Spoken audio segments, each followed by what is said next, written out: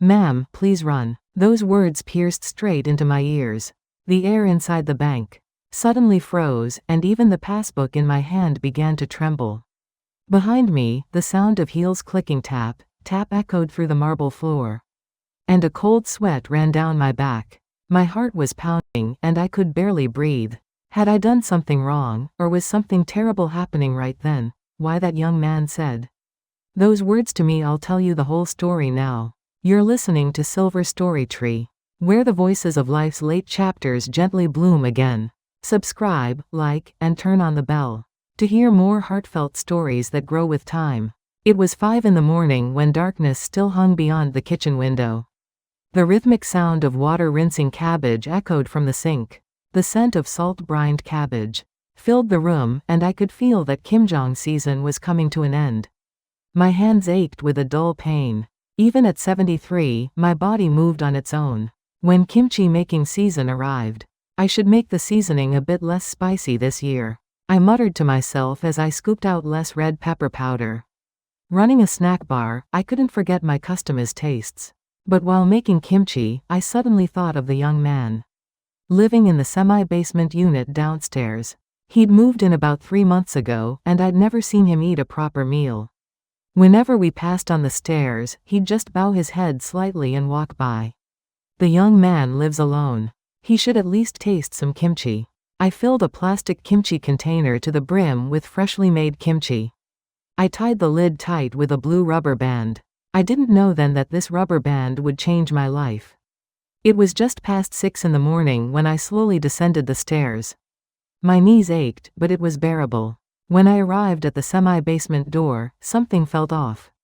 Under the dim hallway light, there was a strange smell. It was like gas mixed with mold. The pungent odor made me wrinkle my nose without thinking. "Young man, please take this. Someone living alone needs to taste kimchi." I knocked on the door. Once, twice, 3 times. No answer. But through the door crack, I heard a faint sound. It sounded like groaning, like someone in pain, or calling for help. "Are you okay?" I called out a bit louder. Then something inside fell with a thud. My heart started pounding. A feeling that something was terribly wrong wrapped around my entire body. I bent down and peered through the door crack. In the darkness, I could see something scattered on the floor. It looked like tissues or paper. And next to it, I saw a dark reddish stain. It looked like blood. "Hello? Are you really okay?" My voice trembled. The strength drained from my hand holding the kimchi container. That's when I heard footsteps from the back stairs. 2 sets of footsteps. One wearing dress shoes, one in sneakers. I stopped walking and held my breath. I was afraid they'd hear my heartbeat, it was so loud. 2 shadows appeared at the end of the stairs. I could hear unfamiliar men's voices speaking quietly. "Not now. Call again later." The voice came from inside the semi-basement. It sounded like the young man's voice, but different from usual. It was trembling, like a voice filled with fear. My hands shook uncontrollably. I couldn't decide whether to go up the stairs or wait longer. Just standing there felt dangerous. How much time passed? I heard the door slowly opening. The young man poked his head through the crack. His face was pale. His lips were blue, and his eyes shook anxiously. "Ma'am," he whispered quietly. Instead of taking the kimchi container, he pressed a small note into my hand. The paper was damp with sweat. His hand was also trembling coldly. "Ma'am, run away." With those words, the door closed. The clicking sound of the lock echoed in the hallway. I put the note in my pocket and climbed the stairs. I didn't look back. My heart felt like it would burst. The kimchi container in my hand was so heavy I had to stop halfway up the stairs. When I got home, I unfolded the note. It was written hastily in blue ballpoint pen. The letters were crooked. "Run away. It's dangerous." My hands trembled. After that day, my life completely changed.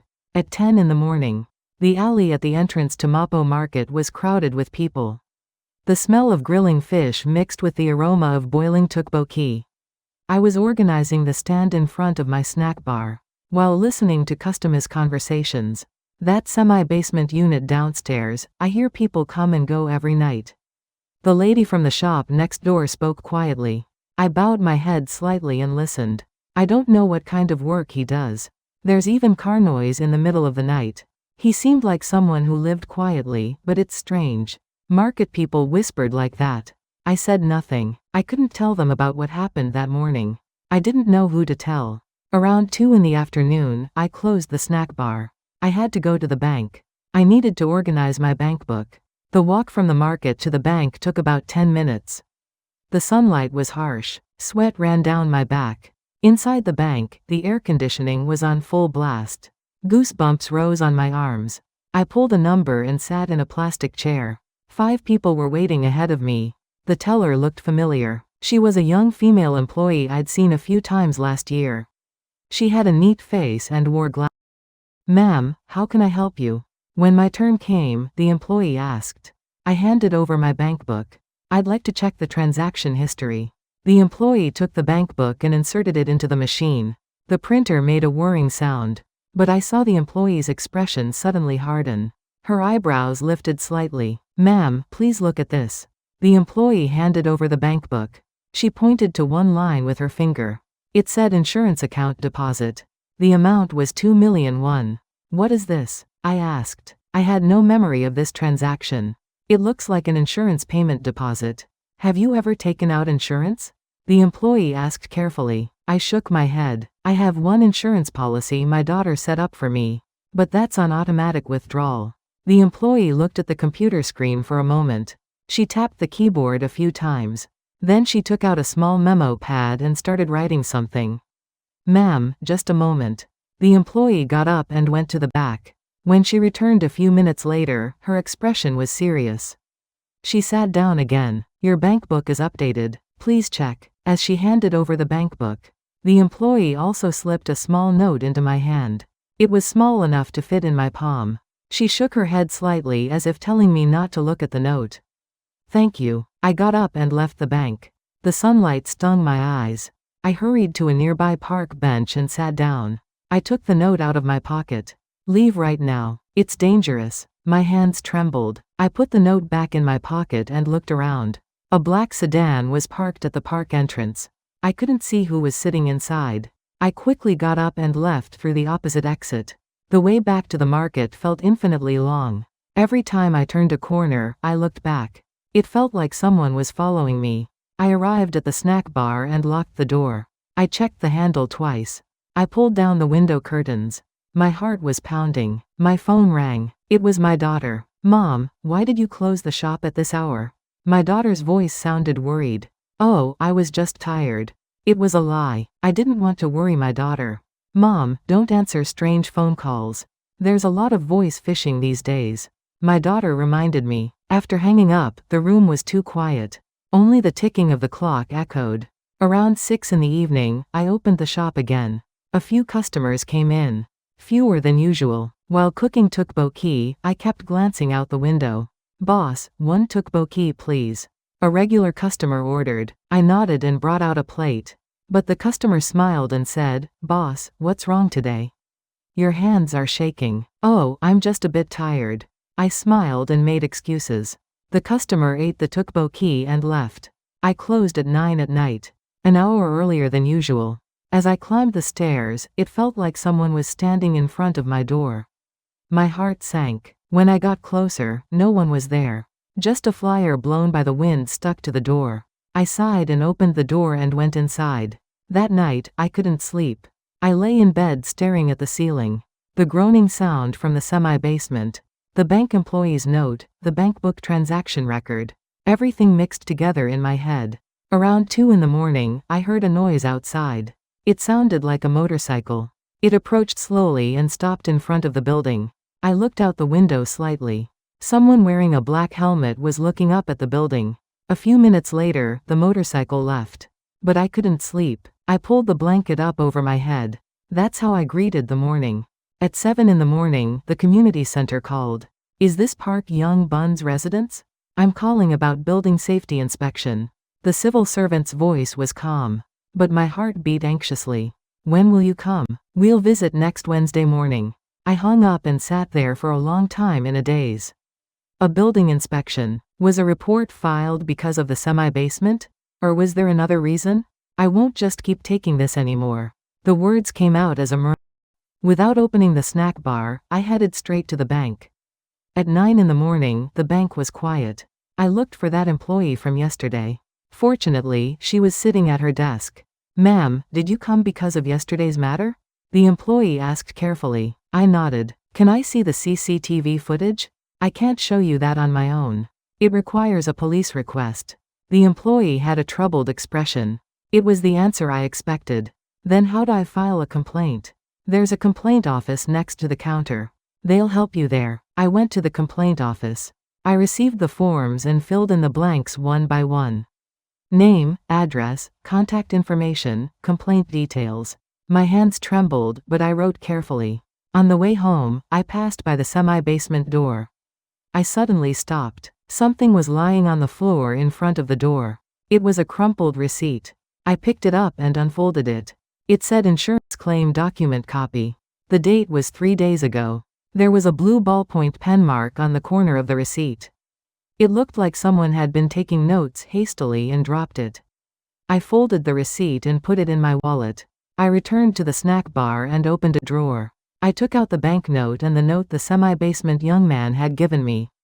I laid all three side by side and looked at them. Run away. Leave right now. Insurance claim document copy. It felt like they were connected somehow. But I couldn't figure out exactly how. Around 3 in the afternoon, I got a call. It was an unknown number. "Hello? Is this Park Young Bun?" It was a man's voice. Cold and low. "Yes, but who is this?" "Just pretend you didn't see what you saw that day. That's better for both of us." My heart sank. The phone in my hand trembled. "What are you talking about?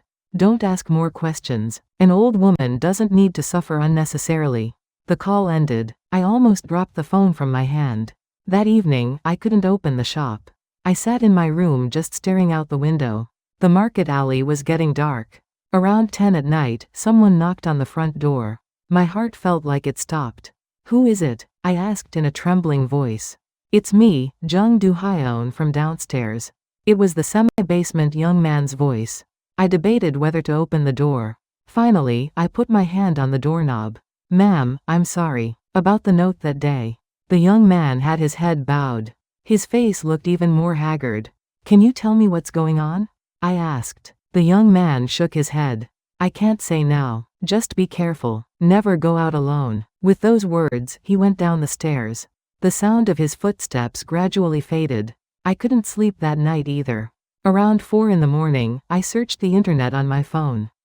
Insurance fraud, crimes targeting the elderly, financial victimization. I typed in various words. Articles poured out. Fake insurance claims, financial fraud targeting the elderly. The more I read, the more complicated my mind became. At 6 in the morning, another call came. This time it was a number I knew. It was a market lady. "Young Bun, why didn't you open the shop yesterday? Are you okay?" "Yeah, I just wasn't feeling well. There are a lot of strange rumors going around these days, so be careful.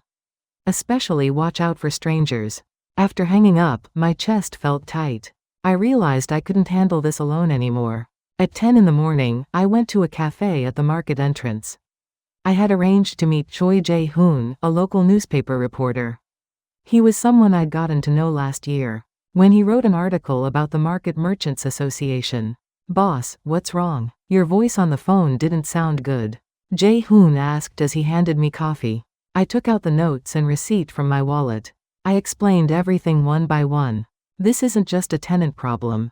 Jae-hoon examined the receipt closely. His eyes sharpened. "It's strange that it says insurance document copy. And the fact that even the bank employee warned. You means this could be organized?" "Organized? Yes. It means it's not done by one person but involves multiple people connected." Jae-hoon took out his laptop. He typed on the keyboard searching for something. "I'll request the market CCTV footage. And I'll check with the bank again." "Can you really help?" I asked. Jae-hoon nodded. "If we leave this alone, it'll get worse. It's not just you who could be harmed, others could be in danger too." On the way home from the cafe, a motorcycle slowly followed me around the corner. I looked back. Someone wearing a helmet was watching me. I quickened my pace. The motorcycle also sped up. At the end of the alley, I ran into the building. I closed the front door and gripped the handle tightly. Outside, the motorcycle sound stopped. It felt like someone was standing at the door. The handle rattled. How many minutes passed? The motorcycle sound came again. It slowly faded away. That night, I turned off my phone. I didn't want to answer any more unknown calls. I lay in bed and closed my eyes. But that morning kept playing in my head. The groaning sound from the semi-basement door. The young man's trembling hands as he pressed the note into mine. The bank employee's pale face. Everything became clearer and clearer. The next morning, Jae-hoon called. "Boss, do you have time today? Let's meet at the cafe in front of City Hall. I have something to show you." There was tension in his voice. He'd clearly discovered something. At 11 in the morning, I arrived at the meeting place. Jae-hoon was already there. He was looking at his laptop screen. Nervous? A little. But I have to say what needs to be said. Jae-hoon turned the laptop to show me. CCTV footage was playing on the screen. What is this? It's hospital corridor CCTV. I got it through someone I know. The semi-basement young man appeared on the screen. He was pushing a wheelchair. An elderly woman was sitting in the wheelchair. That's Jung Do-hyeon, right? Yes. Jae-hoon paused the video. He zoomed in on the screen. Look here. Doesn't the expression on that woman's face seem strange? Looking closely, the woman in the wheelchair looked anxious. Her eyes were shaking uneasily. And here, Jae-hoon opened another file. It was a photo taken in front of the hospital funeral consultation room. Do you see this business card? When he enlarged the photo, a small business card appeared.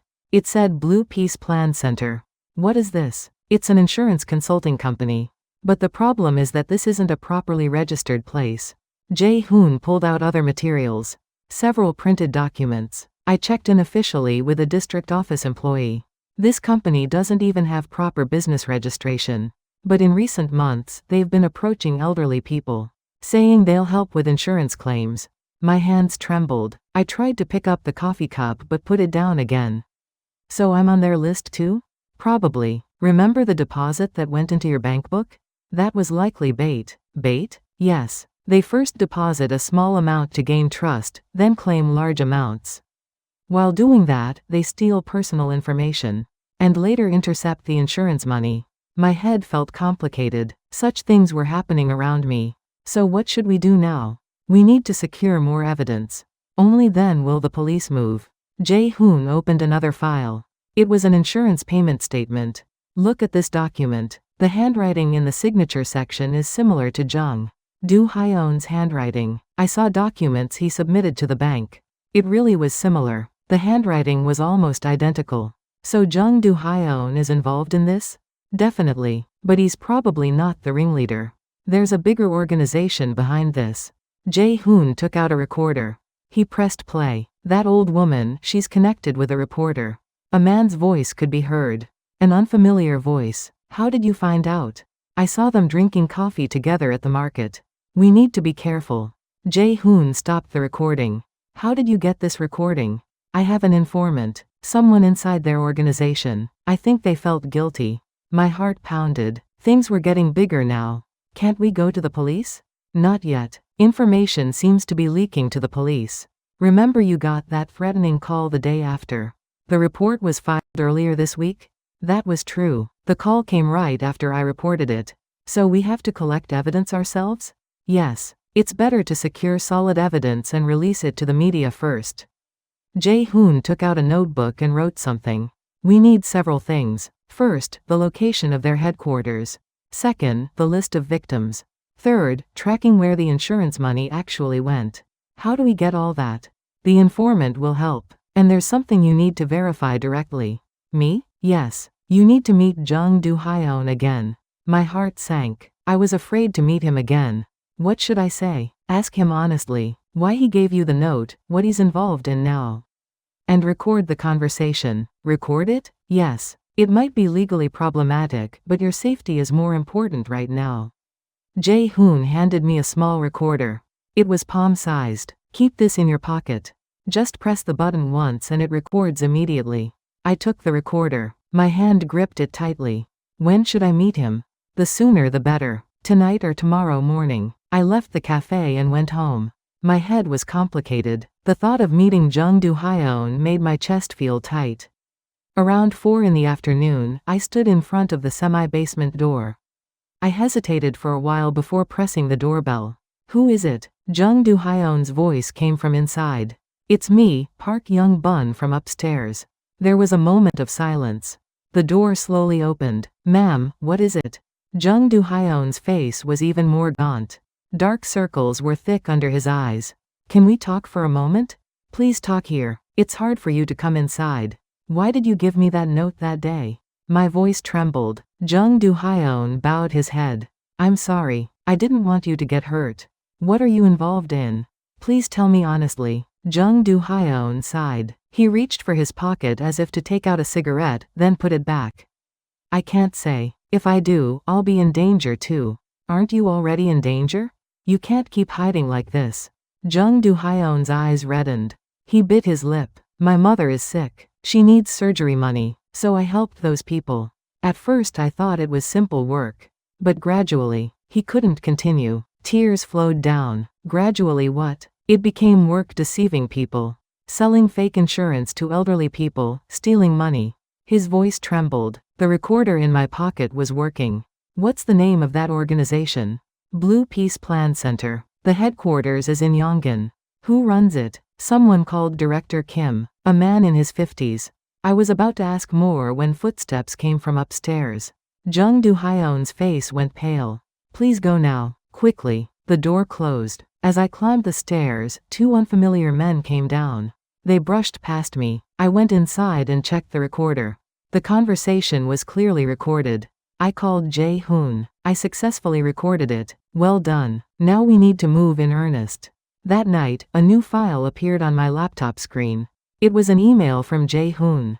The subject was Anonymous Informant. When I opened the file, photos from inside a hospital appeared. And a list. The names of 23 elderly victims were written. My hands trembled. The fight was really starting now. The next morning, I got a text from Jae-hoon. "Today at 3 p.m., Latte Hyonggi Cafe at the market entrance. Jung Do-hyeon wants to meet." My hands trembled. It was unexpected that Jung Do-hyeon had reached out first. Another text from Jae-hoon came. "Make sure to bring the recorder. I'll get there first and set up." At 2:30 in the afternoon, I closed the snack bar. I stood in front of the mirror and straightened my clothes. I put the recorder in my pocket. I pressed the button once to check if it was working. A red light blinked. Latte Hyonggi Cafe was a 5-minute walk from the market entrance. When I pushed open the glass door, the smell of coffee hit my nose. Jae-hoon was sitting in a corner at the back. He had his laptop open and was working on something. I sat next to Jae-hoon. He whispered quietly, "My laptop is connected to live recording. I set it up to sync with your recorder." "That's possible?" "Yes. It's a double safety measure just in case." At exactly 3 o'clock, the cafe door opened. Jung Do-hyeon came in. His face looked even more gaunt. His eyes were anxious. He looked around and then walked to the table where I was sitting. "Ma'am." He pulled out a chair and sat down. His hands were trembling. "Would you like some coffee?" I asked. Jung Do-hyeon shook his head. "No, I can't stay long." "Why did you want to meet?" Jung Do-hyeon sighed. He put his hands on the table and then took them down again. "I wanted to apologize to you, ma'am. And to ask for help." "Help?" "Yes. I want to quit now too. I want to get out of this work." There was desperation in his voice. His eyes reddened. "Giving you that note that day was to protect you. I realized how bad the work I was involved in is. The recorder in my pocket was work." Jae-hoon was also listening quietly beside me. "What kind of work did you do?" Jung Do-hyeon bowed his head. After hesitating for a long time, he opened his mouth. "I worked at Blue Peace Plan Center. Pretending to do insurance counseling for elderly people. But actually stealing personal information and claiming fake insurance money." My chest felt tight, but I calmly asked, "Why did you do such work?" "Because of my mother's surgery money. My mother collapsed with heart disease. And the surgery costs 3,000 won. Bank loans didn't work, and I couldn't borrow from relatives." Jung Do-hyeon's voice trembled. Tears flowed down his cheeks. "That's when Director Kim approached me. He said I could make money easily, that it wasn't bad work. At first I thought I was just doing insurance counseling. But Gradually he made me do strange things. Following elderly people at hospitals, creating fake documents, and when we received insurance money. Most of it went to the organization. Jae-hoon slid his laptop slightly toward me. A real-time recording file was being saved on the screen. Where is that organization's headquarters? Yongin, near Jukjeon Station in an office tel. It's on the 3rd floor. Who works there? Director Kim and 5 employees. They're all around my age or a bit older. Jung Do-hyeon took out a business card from his pocket. It was a crumpled blue Peace Plan Center card. Please use this as evidence. I took the business card. My hands trembled. Someone like you is just being used. I said. Jung Do-hyeon nodded. I know. I'm a victim too. But my fault is bigger. I deceived other people. That's when it happened. 2 unfamiliar men came in from the back of the cafe. Jung Do-hyeon's face went pale. Those people are from the organization. Jae-hoon quickly took out his phone. He called someone. Come in now. The cafe door opened again. 2 police officers came in. The men sitting in the back stood up. This is the police. You're from Blue Peace Plan Center, correct? The police showed their IDs. The men tried to step back. Don't run. The exit is already blocked. 2 police cars were parked outside the cafe. The men eventually sat down. Jae-hoon handed his laptop to the police. Here's the recording file. It contains the full testimony of an insider. The police took the laptop. They put in earphones and played the file. Their expression gradually hardened. Jung Do-hyeon, you need to come with us. We need to take your statement as a witness. Jung Do-hyeon nodded. As he stood up, he looked at me. Ma'am, I'm truly sorry. It's okay. You can make it right now. The police took Jung Do-hyeon and the 2 men out. The cafe became quiet. Jae-hoon let out a sigh of relief. You did well, boss. Now it really begins. What about headquarters? They should be conducting a search and seizure right now. I coordinated with the police in advance. His phone rang. Jae-hoon answered. Yes, I understand. He hung up and looked at me. The headquarters search and seizure is complete. They got several boxes of documents and seized computer hard drives. My heart pounded. It finally felt like the end was in sight. I left the cafe and walked to the market. The evening sun was setting. The sky was tinged with orange.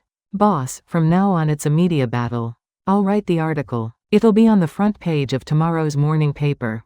Jae-hoon said. I nodded. Thank you, Jae-hoon. I just did what was right.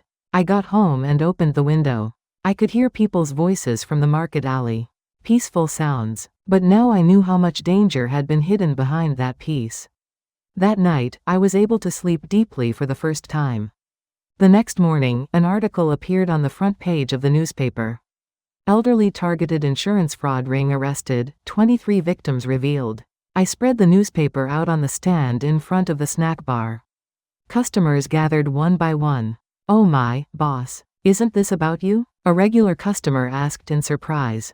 My name was written at the bottom of the article. The case came to light through a tip from Park Young-bun, who runs a snack bar in Namwai-dong, Suwon. My face flushed. I felt both embarrassed and proud. I didn't share that kimchi for nothing. The words came out as a murmur. I remembered going down the stairs with the kimchi container that morning. What if I had just passed by that day? Around 10 in the morning, Jae-hoon called. Boss, the district office is holding a victims meeting. At 2 in the afternoon. Would you like to go together? Victims meeting? Yes. It's a gathering of the 23 elderly people who were victimized in this case. To share situations with each other and discuss future response measures. I should go. Of course I should go. At 1:30 in the afternoon. I closed the snack bar and headed to the district office. Jae-hoon brought his car. It took about 10 minutes to arrive at the district office conference room. Inside the conference room, about 20 elderly people were sitting. Most were in their 70s. Their expressions were dark. Welcome. You're Park Young-bun, right? A district office employee guided me. I sat in the front. The meeting began. The employee explained the case overview. Blue Peace Plan Center has been making fake insurance claims, targeting elderly people in the Suwon and Yongin areas for the past 6 months. The damage is estimated at about 300 million won. The conference room stirred. One elderly woman raised her hand. So can we get back the money we paid? The police are tracking the accounts they seized. Some should be recoverable. While listening to the explanation, I suddenly remembered. It was the receipt I'd picked up in front of the semi-basement door. I took it out of my wallet and unfolded it. Insurance claim document copy. The blue ballpoint pen mark on the corner of the receipt. I showed the receipt to Jae-hoon. He examined it closely. This pen mark, I think I've seen it somewhere. Where? Among the documents the police seized, there was the same mark. It seems to be a tool they used to forge documents at headquarters. Jae-hoon sent the photo to the police on his phone. A reply came a few minutes later. That's right. This pen was the forgery tool. They said they'll submit it as evidence. My heart pounded. A receipt I'd picked up by chance had become important evidence. After the meeting ended, I talked with the victims. An elderly man approached. Thank you. Thanks to you, boss, the truth was revealed. Not at all. I just did what was right. It must not have been easy to be brave. You're truly amazing. My face grew hot. Others came one by one to greet me. Thanks to you, we can also raise our voices. We learned what to do to avoid being victimized like this again. In the evening, I left the district office. Jae-hoon and I stopped at a nearby restaurant. Boss, let me talk about the next step. Jae-hoon took out his notebook. We need to prepare a media tip. Not just the local newspaper, but national media outlets too. Do we have to? Yes. This kind of fraud isn't just a Suwon problem. There are probably similar organizations nationwide. We need to raise awareness. I understand. Do what you need to do. Jae-hoon nodded. But the organization might make a settlement offer. Settlement? Yes. They'll say they'll give settlement money in exchange for keeping quiet. You must never accept it. Of course I won't. The years I've lived aren't worthless. Jae-hoon smiled broadly. That's what I wanted to hear. After eating dinner, I went home. As I was about to open the front door, someone was coming up from below the stairs. My heart sank. When they got closer, it was the bank employee. The employee who had given me the note that day. Ma'am, do you remember me? Yes, of course. Can we talk for a moment? I invited them inside. I offered a cup of tea. Why did you give me the note that day? The employee picked up the teacup. They took a sip and put it down. People from that organization came to the bank too. They asked for elderly people's bank account information. Of course I refused. But when I saw the strange deposit in your account, I thought it was dangerous. Thank you. That note saved my life. The employee smiled. I'm going to come forward as a witness in the police investigation now. I'll also submit the bank CCTV footage. Really? Yes. This kind of thing can't happen again. The employee stood up. They greeted me once more at the door. Ma'am, you're truly brave. Not at all. I just did what needed to be done. After the employee left, I was alone. I looked out the window. Streetlights were turning on one by one in the market alley. My phone rang. It was Jae-hoon. Boss, check one email. The anonymous informant sent another file. I turned on my laptop. There was a new email in my inbox. I opened the attachment. Photos from inside the organization poured out. The headquarters office panorama, employees' faces, scenes of forging documents. Everything was vividly captured. The last photo was taken in a conference room. I could see writing on the whiteboard. Target women in their 70s, solitary elderly people priority. My hands trembled. Anger welled up. How many people, including myself, had been their targets? I called Jae-hoon. Release all these photos to the media. Really? Yes. People need to know that there are people doing such vicious things. Understood. I'll include them in tomorrow morning's article. I hung up and closed the window. This was just the beginning. The real fight was starting now. A week later, a public hearing was held in the City Hall Grand Conference Room. At 9 in the morning, reporters were lined up in front of the conference room. Camera flashes went off. Jae-hoon stood by my side.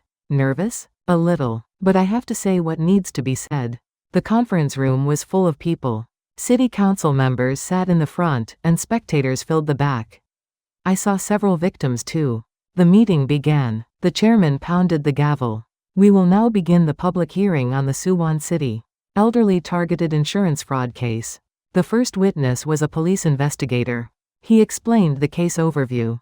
Blue Peace Plan Center systematically committed insurance fraud, targeting elderly people for the past 7 months. They made fake insurance contracts and embezzled insurance money. An organizational chart appeared on the screen, with Director Kim at the top. 5 employees and cooperating hospital and funeral home personnel were connected. The total number of victims is 23. And the damage amount is 320 million won. The conference room stirred. One city council member raised their hand. How did the organization select victims? They illegally obtained lists of solitary elderly people. It's presumed to be through hacking into community center computer systems.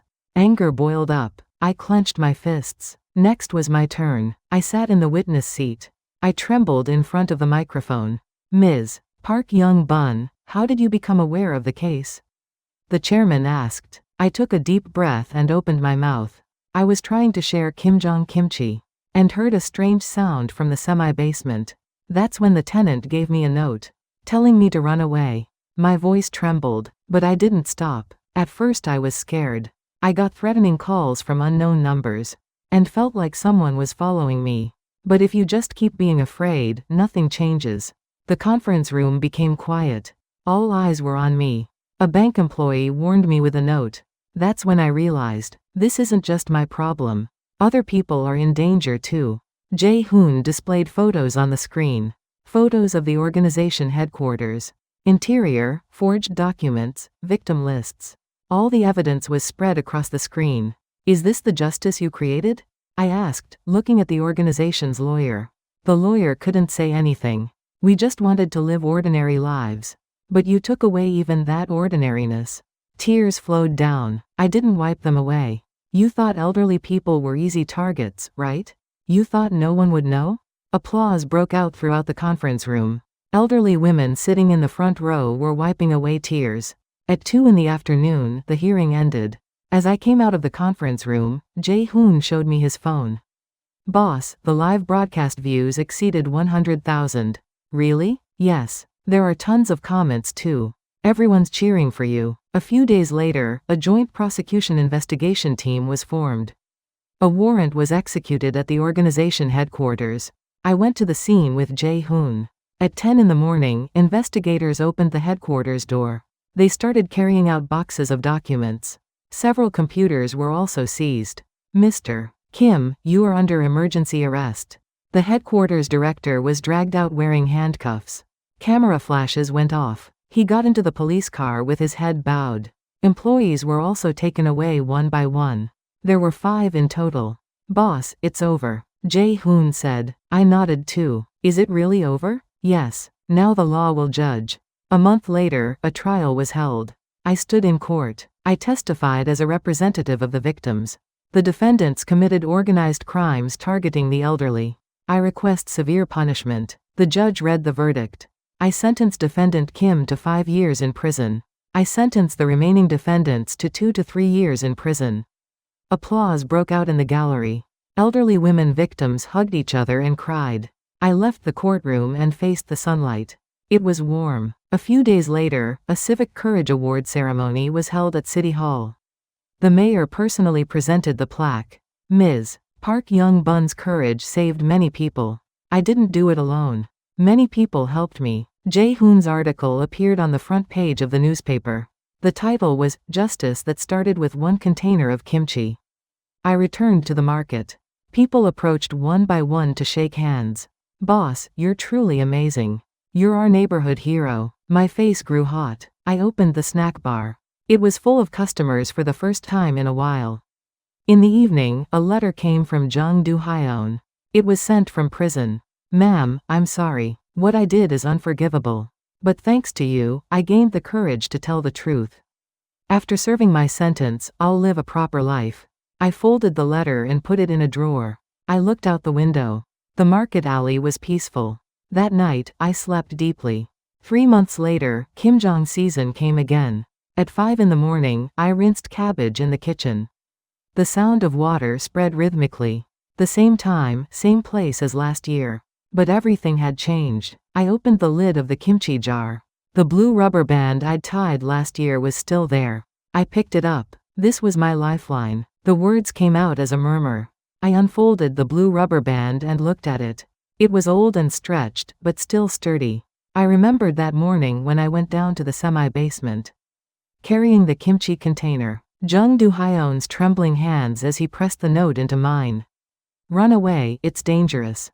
I didn't run away. I survived, I muttered as I wrapped the rubber band around my wrist. It felt warm. At 10 in the morning, people gathered in the market alley. I'd decided to hold a kimchi sharing event with the victim grandmothers. Sharing with neighbors means sharing life itself. I took the microphone and spoke. People applauded. I handed out kimchi containers one by one. More than 20 containers. I'd made them all myself. Boss, can I really take this?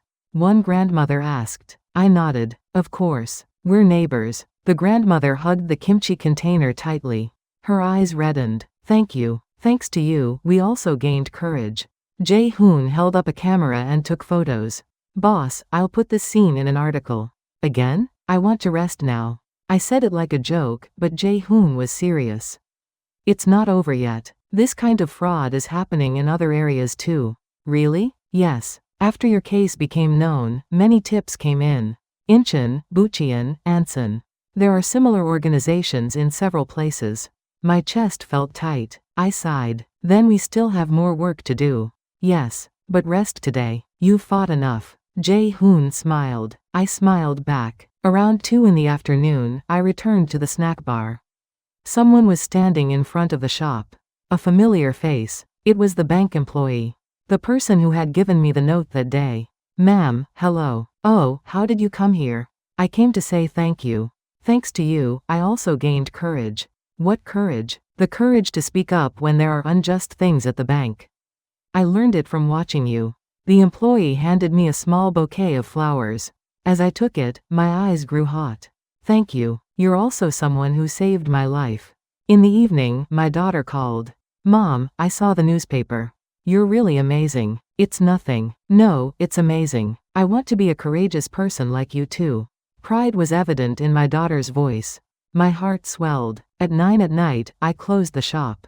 The market alley was sinking into darkness. Streetlights turned on one by one. I stopped on the stairs going up to my home. I looked toward the semi-basement. It was empty now. Jung Do-hyun was in prison, and a new tenant hadn't moved in yet. I suddenly remembered that day. The morning I went down carrying the kimchi container. The moment I received the note. Everything started there. I went inside and took out the blue rubber band again. I placed it on my palm and looked at it for a long time. I didn't know those words would come back like this. Run away. Those words didn't mean to run away but to survive. To not give up and to fight back. I opened the window. Cold wind brushed against my face. I heard laughter from the market alley. Peaceful sounds. It was really over now. The fear and anxiety had disappeared. What remained was ordinary daily life. The next morning, I opened the snack bar. Regular customers came in one by one. Boss, one tteokbokki please. Fish cake soup too. I smiled as I took orders. I now knew how precious this ordinariness was. Around afternoon, Jae-hoon stopped by. He was holding a newspaper. Boss, did you see today's editorial? What editorial? Jae-hoon unfolded the newspaper. A title caught my eye. The change created by one citizen's courage. The case of Ms. Park Young-bun, who prevented insurance fraud damage, gives an important lesson to our society. That small courage can create big change. As I read, tears came. I was grateful that someone viewed my story so meaningfully. Now please give the kimchi a rest. Jae-hoon said with a laugh. I laughed too. Rest from what? Next month is kimjong season again. You're really amazing. It's nothing. Just neighbors sharing with each other. After Jae-hoon left, I was alone. I placed the blue rubber band on the kitchen shelf. Sunlight shone on it and it sparkled. In the evening, I got a group text from the victim grandmothers. Young Bun, let's have a gathering at my house next week. Please come. I smiled. I sent a reply. Of course. I'll bring some kimchi. I put down my phone and looked out the window. The sunset was setting. The orange sky was beautiful. I understood now. Courage isn't something special. It's just doing what needs to be done. Looking out for the person next to you. Not giving up. That was all. Night deepened. I lay in bed and closed my eyes. I felt at peace. No fear, no anxiety. In my dream, that morning unfolded again. going down the stairs carrying the kimchi container. But this time I wasn't scared. Rather, it felt warm. The choice from that day created today. And today will create tomorrow. Like the blue rubber band, a life that stretches but doesn't break. That was the lesson I learned. Everyone, have you ever felt fear from someone you once trusted? Through that day's experience, I learned that kindness can sometimes turn into courage. I was scared and lonely, but in the end, I found the strength to face the truth. It's not too late, we can all start again. I'd love to hear your thoughts and experiences in the comments. If my story touched your heart, please support with a gentle like and subscribe. And if you know someone who needs to hear this, please share it with them. Thank you sincerely for listening today. Take care of your health, and may tomorrow be a warmer, kinder day for you.